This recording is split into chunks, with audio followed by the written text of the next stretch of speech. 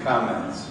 We're going to have a comment from a resident, John Cicchetti, and then we will open up for questions and answers. At the time we open up for questions and answers, would you please come up the center aisle, try to keep your questions to a minute, minute and a half, and we'll go from there.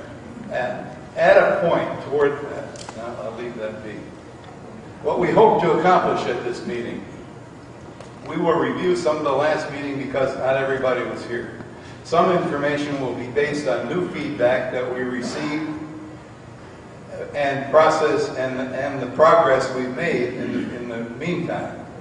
We will answer questions from the last meeting about timing, kitchen design, size of the ballroom, cost of the project. Voting requirements to approve the project will be answered.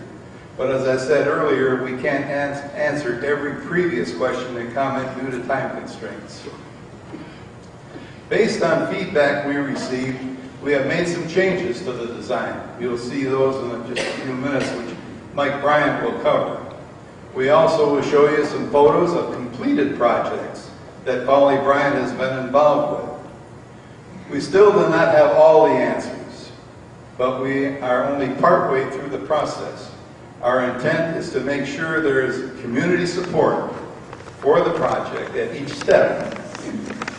So we do not want to spend any more time or money on the project than necessary.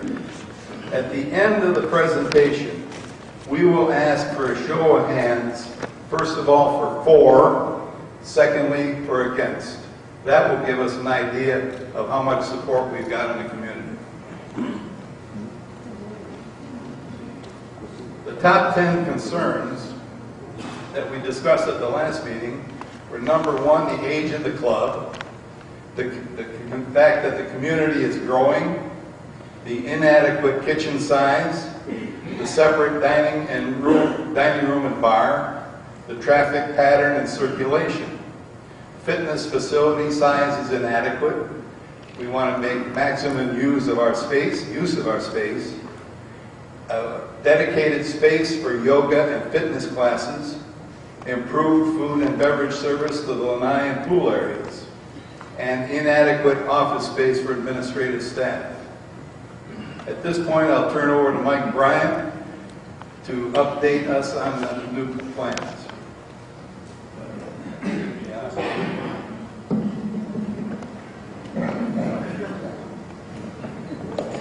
You have a pointer? Yeah, pointer.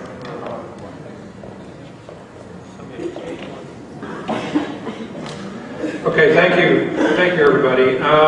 What I'd like to do, without being redundant, is to be a little bit redundant and talk a little bit about why we're doing certain things and what were some of the issues. The drawings that we're going to show you today reflect some of the concerns that we heard last time, and I'll try to identify each of those. But our scope of work included looking at the clubhouse, the community center, and the welcome center. The one plan that we don't have to show you today is the welcome center.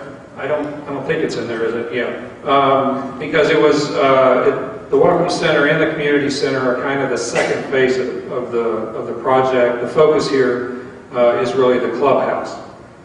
But from this site plan, you can see this is the ballroom where we are right now, and obviously the pool and the porte-cochere.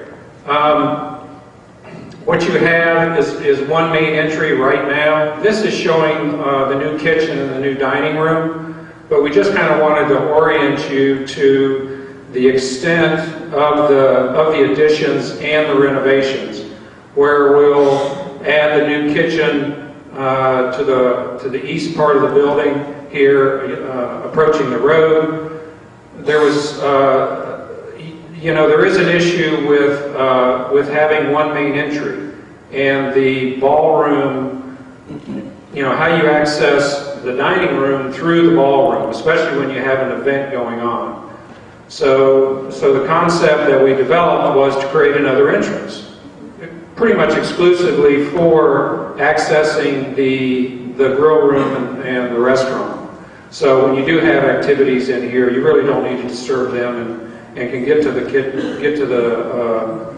restaurant under cover from your car. So this is what this site plan is showing.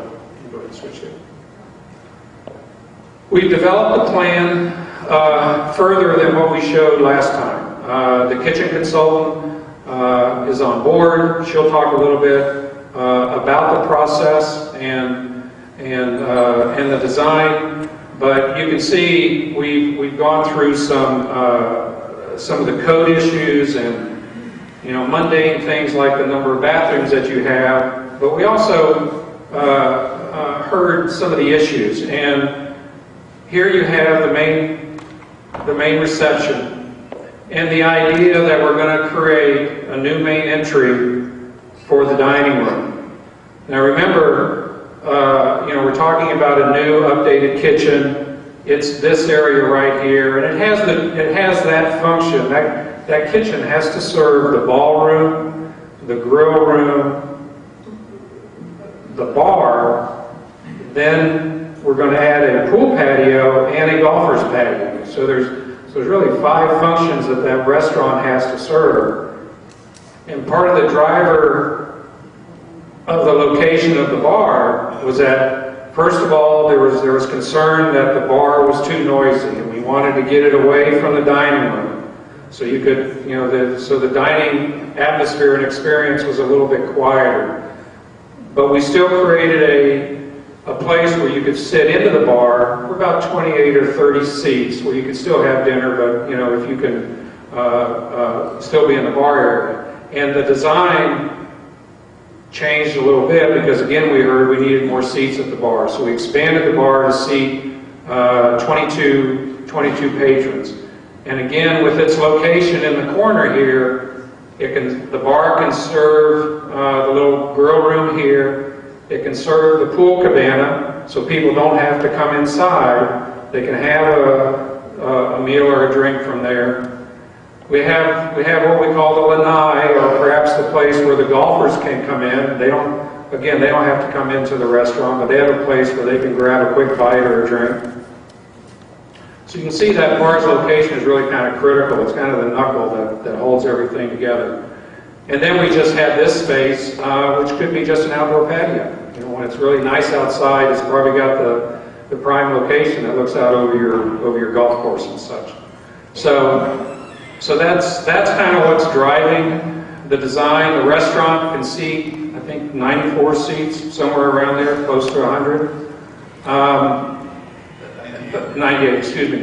But let me step back a little bit here. One of the things that we heard last time was one of our design options was to create a hallway from here over to the bar, or excuse me, over to the restaurant. And what that did, it relocated the stage and things like that. Well, from the comments from several people, we went back and looked at that and really are going to propose keeping the ballroom essentially the same size, the stage in the same location, but perhaps now just if you do choose to enter the club from the main reception area, we can provide a covered walkway so that you can walk out and then just directly outside to the restaurant. So the concern that we were reducing the size of the ballroom, the concern that we were reducing the size of the stage, we're not. It's essentially, the proposal is that we improve with interiors the ballroom, but it's essentially the same, maybe a little bit more seating capacity because we're going to modify the stage a little bit. So that was one of the concerns that we heard last time. Again, going back here, this is your main entrance again. As you enter, again, another nice lobby. You can go directly to the bar, or you can go directly to the restaurant. We heard also that the pro shop, should have a door that opens directly off the lobby. And also there's a space here for any golfers outside, to access the pro shop directly from the outside, so they don't have to come inside. David or anybody? Was there anything else that we did?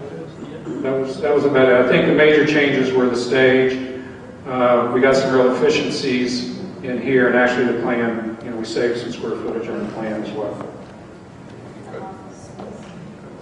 And, pardon me? Much nicer than it was before. It's much nicer than it Oh, I'm was. sorry, yeah, just to kind of, from the last time, you've got a couple offices here for administration, which is really inadequate. So we're going to propose taking one of the card rooms, or one of the multi-purpose rooms here, and remodel that for some offices that are the right size. And then, of course, down the road, the fitness center moves to the welcome center. David, was that it?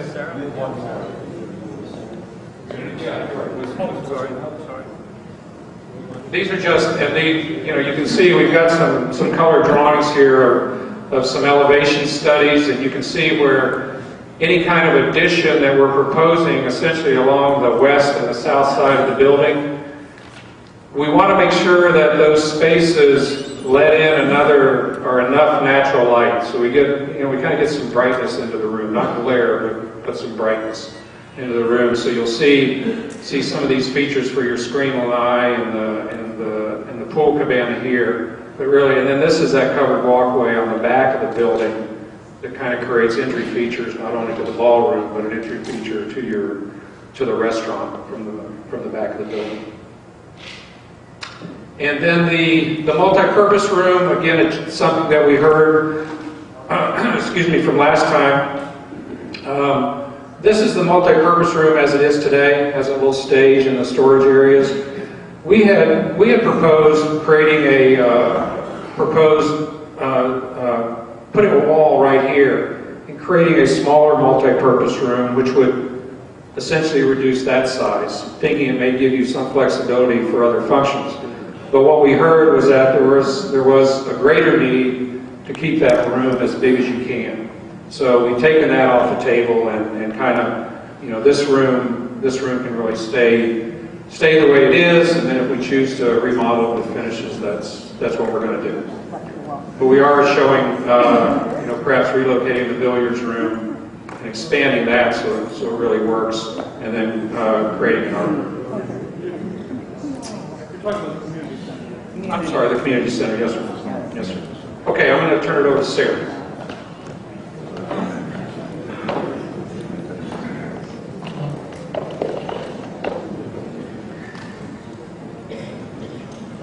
Since we are in the master plan phase of design, thank you. Since we're in the master plan phase of the project, we're not at a point where we can engage the community or even the committee in design decisions that are very specific to what the club will look like in terms of aesthetics, or what the new restaurant will be, or what the new bar and grill will be. There's a lot of input and meetings that need to happen for us to really get engaged and involved in that. So we didn't want to presume and make any decisions without having those meetings. So what we decided to do was show you some of the clubs that we have completed somewhat recently to give you a comfort level in our ability to create a really great space for you. Now, I pride myself on the fact that each of the clubs that we're going to show you comes from a wide range of budgets, and I'm really proud that we can create great spaces with any budget. We have never exceeded a budget, and often, because we have the power to negotiate with vendors and manufacturers, we'll often come in far below a club's budget. So one by one, and there are only 8 photos to show you, but what we did was concentrate mostly on bar and grills and dining spaces to give you the impression of not only what we've done for other clubs, but the fact that each of these clubs is a very different space. They're all for different communities. They all have kind of a fingerprint of the community on them, so they don't all look exactly alike.